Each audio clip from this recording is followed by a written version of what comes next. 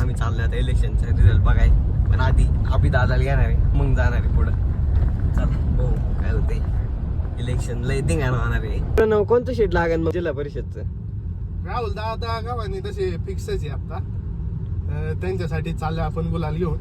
चला बघू कोणती शीट येते. गाडी का असेल नीट. तर कस काय मंडळी, आम्ही तळेगावातून निघताना ठरूनच निघालो होतो. कमळ हे तर फिक्सच आहे. मग काय, गाडी टाकली होती डायरेक्ट गुलालाच पोती आणि निघालो होतो कारेगावला. पण निकालाची एवढी धाकधूक लागली होती की काय सांगायच नको. निकाल जाहीर होतो तिथं पोहोचलो होतो आपण, पण तिथं तर एवढी गर्दी होती की कुणाला आतमध्ये सोडतच नव्हते. म्हणलं जाऊ दे आता, बाहेर तर निकाल कळणारच आहे. मी तर खास निकालासाठी आलतो, कारण पप्पा होते आजारी, त्यांना घरी बसून काय निकाल कळाना. म्हणलं चला आपण रिपोर्टिंग करू आता.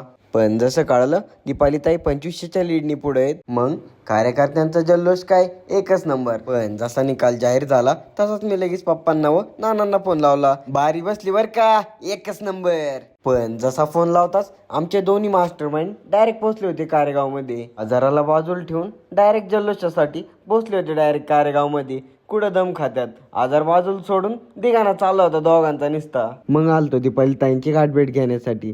ताईंना घातला नमस्कार. नमस्कार म्हणलं.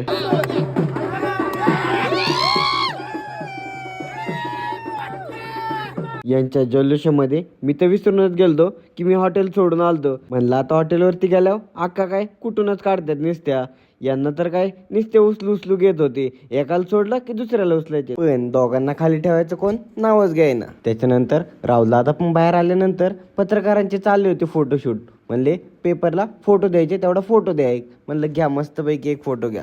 आणि गावात पोहोचल्यानंतर हे बघितलं, नाद करायचा पण तळेगावकरांचा नाही. तेवढं मात्र खरं आहे बरं का. तुम्हाला काय वाटतं सांगा मला कमेंट करून. संध्याकाळी दीपालीताई आणि विद्याताईंची चालली होती तळेगावातून रॅली. मग काय, आपण तर लावले होते डायरेक्ट मारुतीच्या वाट्यावरती फटाकडे.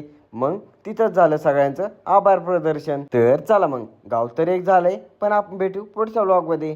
चला बाय.